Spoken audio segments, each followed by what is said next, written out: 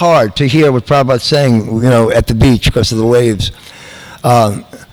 One morning, one of our godbrothers, I won't say who he was, he asked a very foolish question, which led me to think we should print a sequel to Perfect Questions, Perfect Answers, and call it Stupid Questions, Perfect Answers. He said, Srila Prabhupada, can the soul ever become extinguished? Can the soul ever just come into being and at some given time just be snuffed out? Like if Krishna wants, gone. Prabhupada looked at him and his lip curled and he said, have you read my books? Have you read Bhagavad Gita? And there was one of those, he stopped, and everybody made the circle around him, and he was like, have any of you read my books? Have you read Bhagavad? What does it say? What does it say? Luckily, the day before, I memorized the verse. Najayate mriyate vakadachin nayam bhutva bhavita bhanabuya ajonitya shashvatoyam parano nahanyate hanyamane sharire. Just the way Prabhupada said. So I got the chance, because you got to be quick. When you're walking and talking with, Prabhupada would say, who knows something? And you got to be on the ball. So Prabhupada said, yes, that is the answer. And I remember the look on Karandar's face. Karandar wasn't happy with it. By the way, a lot of you who are here who are from the old days may have been very fond of Karandar, our godbrother. Well, he stayed with me in August. He's living in Brazil. His brother Keshav died 2 years ago. And I've been in touch with him. I ran into him at the Prabhupada Festival 2 years ago when you invited me, David Aditi. We exchanged emails, and I began writing to him, and he came to stay with me, and we talked for like 4 straight days. He doesn't have the faith in Krishna consciousness anymore, but his affection and his love for Prabhupada is undying. He couldn't stop talking about how nurturing Prabhupada was, how loving Prabhupada was, how wonderful Prabhupada was. And I said, Karandar, you're a devotee. You could sign your emails with Om Mani Padme Hum, and you could give me all this Buddhist. He said he was a closet Sunyavadi. I have no idea what that means, but But what were we saying, Brahmandev, today? Once a devotee, always a devotee. Okay, here, this is a serious subject here. In 1973, in December, my sister, by the way, my sister's a devotee, wonderful devotee named Manmohini Devi Dasi. Her husband was tragically killed. He was shot and killed. Long story, not worth going into, but he was at one time Srila Prabhupada's personal servant. In 68, I think it was, in Los Angeles. He was driving Prabhupada all around LA in this convertible, giving Prabhupada massage and cooking. Prabhupada taught him how to cook. So Prabhupada had a special fondness for him, said he made the best sandesh ever, really, really loved Sri Ram. And Sri Ram was killed, and about a week later, my sister and I went up to talk to Srila Prabhupada just about everything, about Sri Ram, about her future. She had a daughter with him, my niece, Nimai Dasi, who's now in her mid-40s and has 3 sons. And so Srila Prabhupada, my sister wanted to know, is it possible, could she ever get remarried? And I think she talks about this in the DVD series. So that was her question. I mean, she was only 24. Her daughter was 2 years old. Can I ever get remarried? And when she went to ask Prabhupada the question, she said, Prabhupada, what if I desire, didn't get another word out. Prabhupada slammed his hand on his desk and said, you have unlimited desires. You will never be satisfied. Never. But he yelled it, and my sister was like, oh. And he said, then he softened up and he said, our philosophy is that we don't give up desire. We desire for Krishna. And that is the only way we can become happy. And then he said, and I know you wanted to ask me, can you ever get remarried? Forget about it. And Prabhupada said, what guarantee do you have that if you take another husband, he won't do the same thing that this husband did? What he did was run away with another man's wife, and that's how this came about. So Srila Prabhupada said, what guarantee do you have that the same thing won't happen? She said, well, no guarantee, Srila Prabhupada.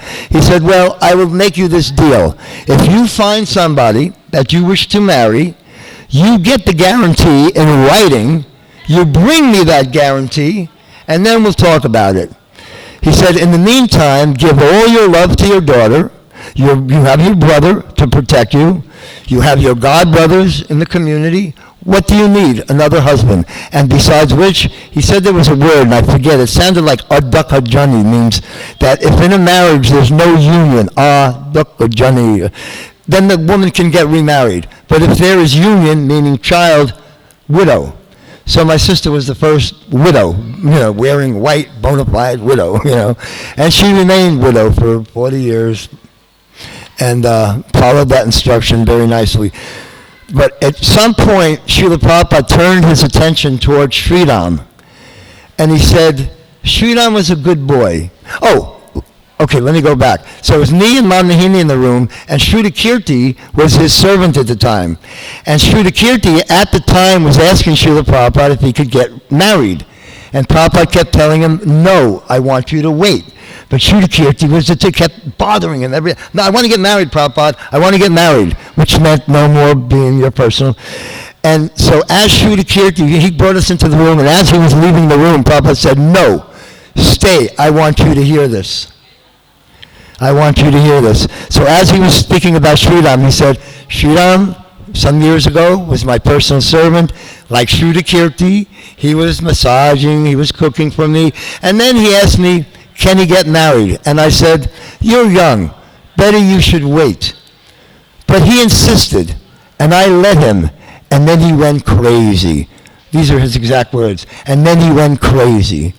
And then Srila Prabhupada said, according to Bhagavad Gita, we understand that one who makes some progress in this life will continue in the next life. So he will be given another opportunity to continue his Krishna consciousness. And then Prabhupada was very quiet for a long time, and then he said, he closed his eyes, and then he opened them, and he said, but he had the opportunity in this life, and now he has to take another birth. So what is the use? We don't see the enormity of having the opportunity to go, well, I don't see it, I'll tell you that, of having the opportunity of going back to Godhead in this life and blowing it. And again, going into some room, you don't even know if it's going to be a human mother you're taking birth from, and you want to go again to kindergarten and be picked on and start the whole thing again. He said he had the opportunity, and now he has to take another birth. What is the use? He wants us to go back to Godhead now in this life, not to come back again. And there are so many monkeys here. And speaking of going back to Godhead, in the last couple of, I could say, in all the years that I've been a devotee, some of my best friends, Brahmananda, Sudashrava, Kulashekar, Advaita, they're all gone. Keshava, there's everybody, one after another. We're all fading out, folks, Prabhupada disciples. One after another, we're getting older, we're leaving. It's time to go.